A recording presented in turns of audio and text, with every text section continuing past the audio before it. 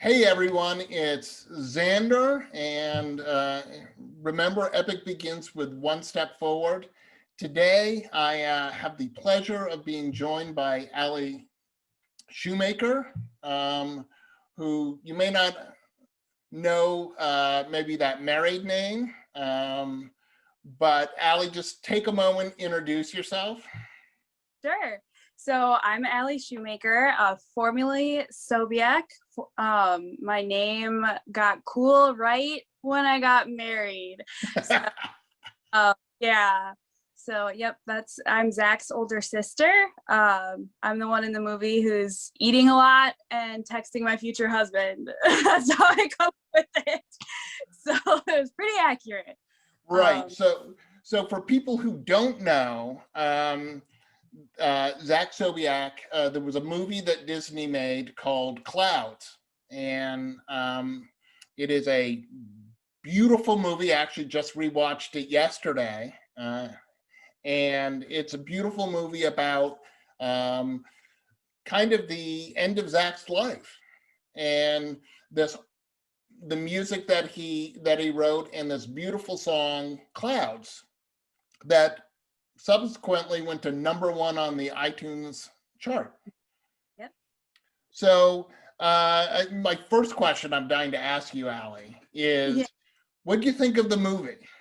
Oh yeah. You know what's really interesting is I watched it the same day that everybody else did, and I did that on purpose. I had the chance to watch it a couple times beforehand, but I watched it with my two sons who are 5 and 2.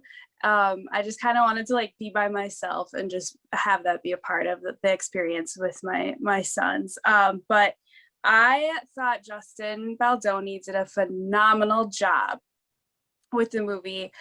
He captured Zach's character so beautifully.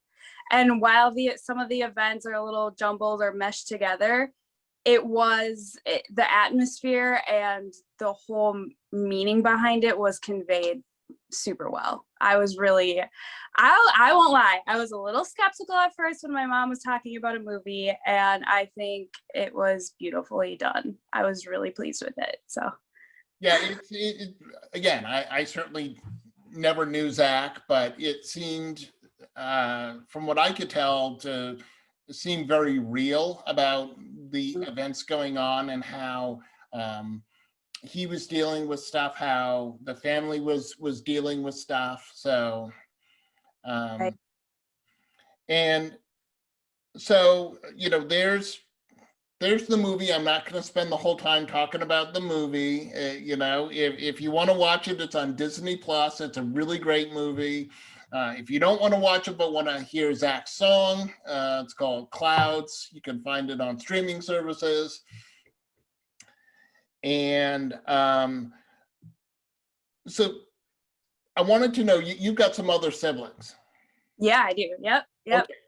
So are you the oldest, or because in the movie it wasn't really clear, like older people, like, because it looked like there was an older brother and you, but I'm like, okay, well, where are you in the whole Sobiac?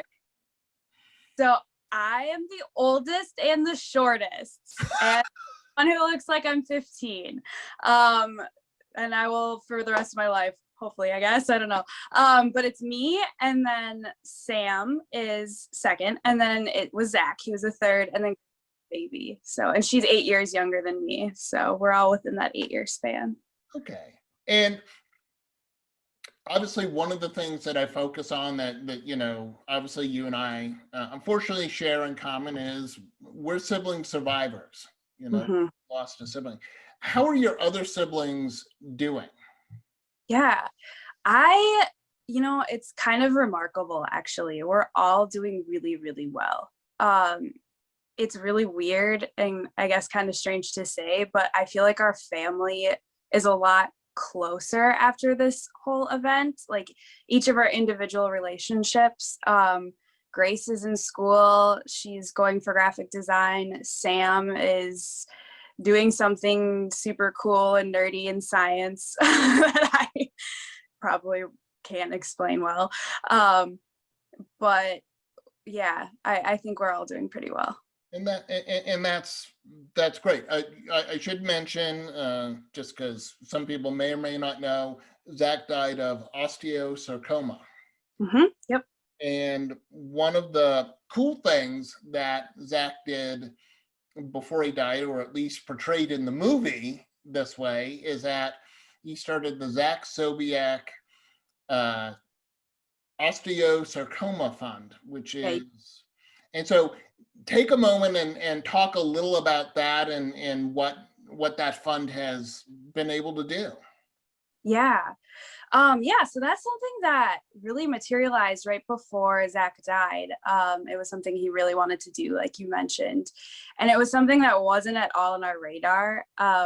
We used to be before Zach, a little family of hobbits that didn't do anything, and science was like, not really something we were super interested in at the time, but it just made sense and it fit really well. I don't know the exact dollar amount that it's made so far, but we have garnered a ton of donations for the osteosarcoma team at the University of Minnesota. And I know each of them personally. I'm really lucky to know them because I started working at Children's Cancer Research Fund just like a year and a half after Zach died. So I actually had the opportunity to work in the marketing department and help tell the story of what these scientists are doing, why research is so important. And there have been some really awesome discoveries, the genetics behind it, just really understanding the genetics behind it, and then seeing if there's drugs out there that, we could potentially use to help with that. And there have been some really great breakthroughs that way. And it was just really wonderful for me, especially at the stage in the grief that I was in, to make purpose out of everything that had occurred, and to be able to see some like tangible awesomeness happening from that. So Yeah, and I could say, Alli, that I think another thing that's similar is my family. After Lucy was killed, we started it's called the Charisma Fund, and it's for the last 23 years we've been doing really cool things in Lucy's memory. And I'm sure you share the same feeling, that it feels really good to focus on, as I like to say, focus on the rainbow that was Zach's life and perpetuate that by doing good and not just focusing on Zach's gone. right.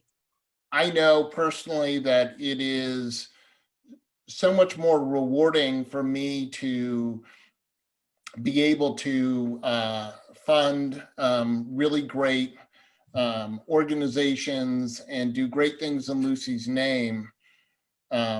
It's so much fun, especially when I find an organization, or the board finds an organization, and I get to call and say, hi, you don't know me, but we're about to, we're going to make a donation. What's the address I should send the money to and stuff?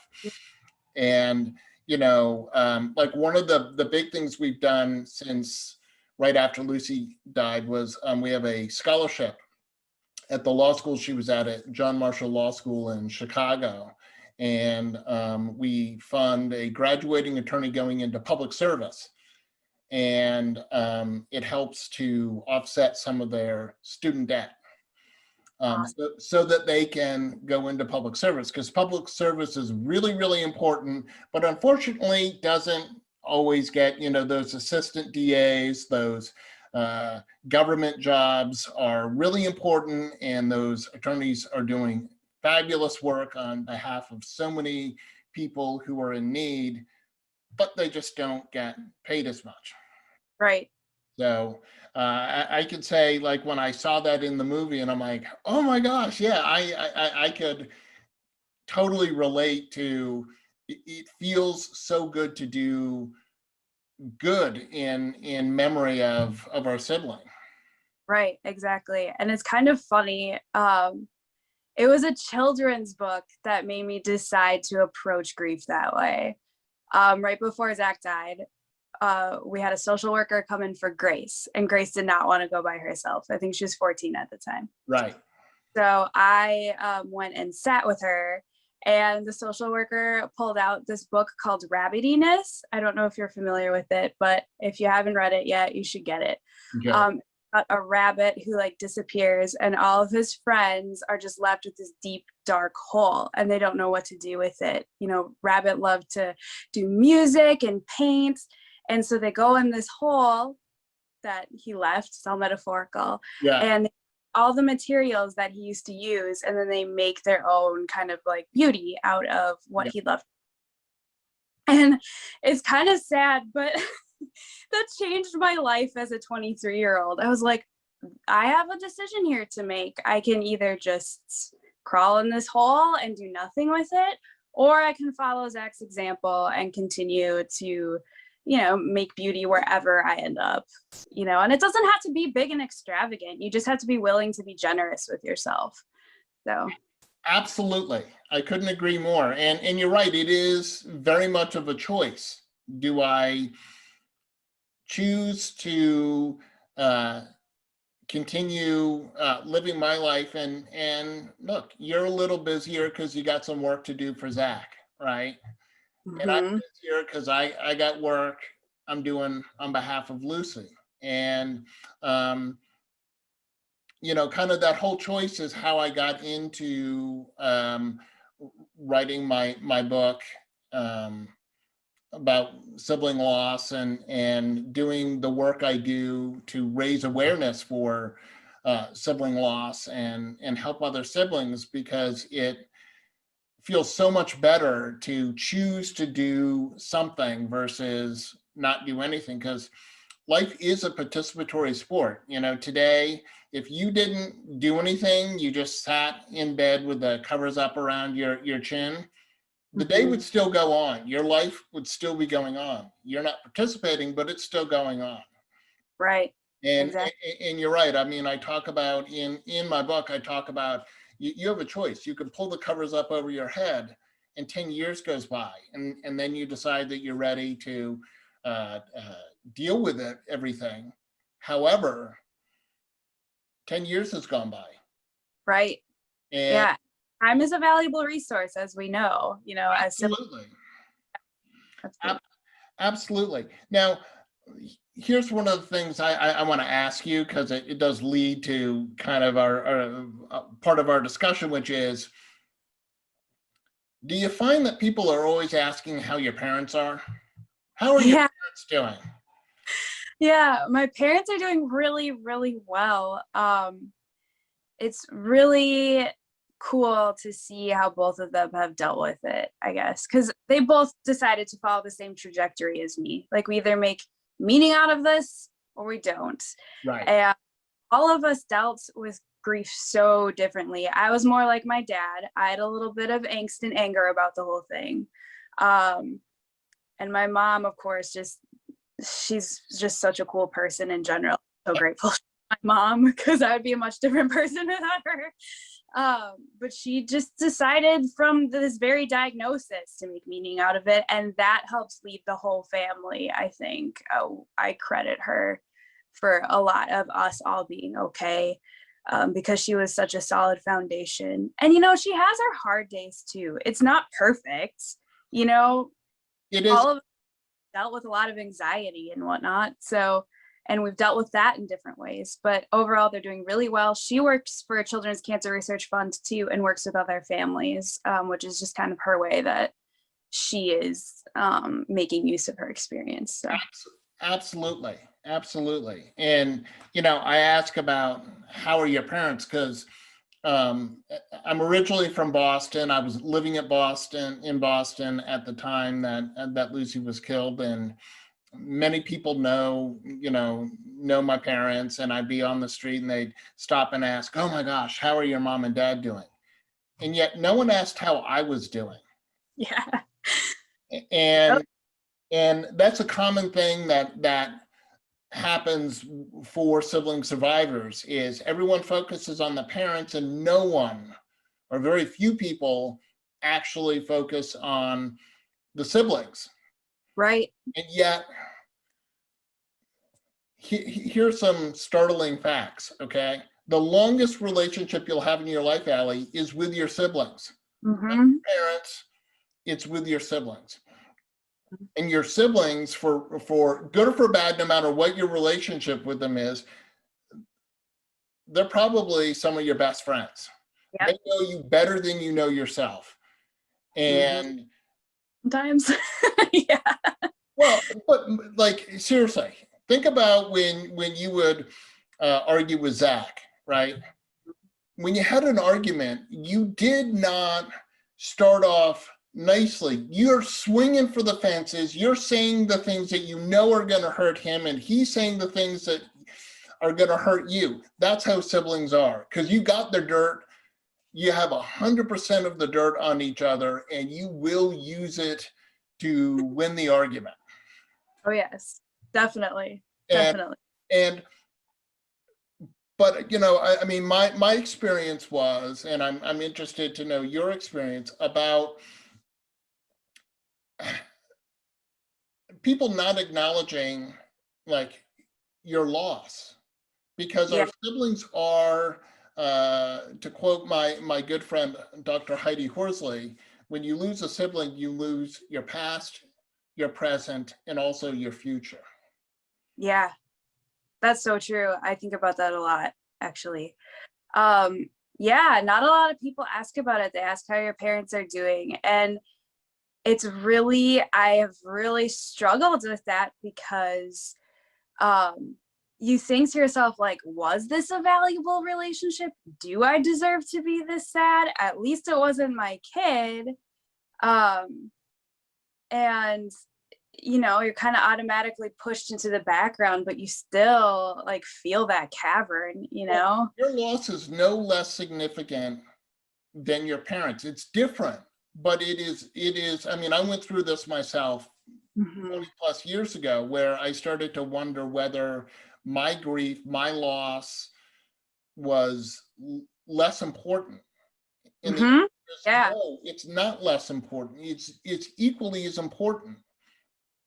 Our siblings serve such an important, they're important pillars in our life. Right. And you know, one of the things that, I'm not sure if you've ever heard of the Compassionate Friends, but it's familiar. Tell me about it. okay. So they're an organization which is for families that have lost a child. Okay. Okay, so you know, parents and grandparents and aunts and uncles. But the best part is we have this awesome sibling group, right? Cool. And there are, it's you know, the pivot that got made during COVID, and now like almost every night, I think it's like every night, if not, it's at least 6 nights a week, there is a sibling Zoom meeting, right? Cool. And there's writing and there's art, and it doesn't matter. And then inevitably there are people who, after that's done, just hang out. But it's what makes it really cool. And I did not discover Compassionate Friends until like 6 years ago. Knew nothing of them. Wish I had. But these siblings are, they are my brothers and sisters. They are great. And I just want to let you know, and you could let your you know, your brother and sister know, that here's a place where you can come in and everybody gets it. Yeah, that sounds beautiful. And you walk in and you're like, oh my God, 15 people asked about my parents, and you know, I was having a totally crappy day and no one asked how I was. Yeah. Right. And there will be people go, yeah, gotcha, feel you, and stuff. So I just bring that up to you as yet another resource, a awesome resource for you and your brother and sister and anyone else you know who's like, I need a place. When I go, when we're having in-person conferences, going to national was like, it was like going back to your family. Here are these people that you don't even necessarily know anyone. I walked in, I knew no one. I was like, I'm old enough to be a lot of these people's dads, and yet they're like, you're a sibling. That's all that counts. That's so cool. It is. That's so cool. Hmm? Because I think you're probably the first resource I've found that's like adultish siblings, you know? Yeah. Like there's a lot of like little kid sibling things out there that I've run into, but you're the first since Zach died that I know about. So it Well, is. there we go. I mean, I do want to let you know, I'm always, if you're having a bad day, Allie, whatever, like just honestly call me, reach out, because I get it. I get Yeah. it. And I get how hard, how lonely it feels. I mean, that's a big part of what I'm trying to do is raise awareness to say.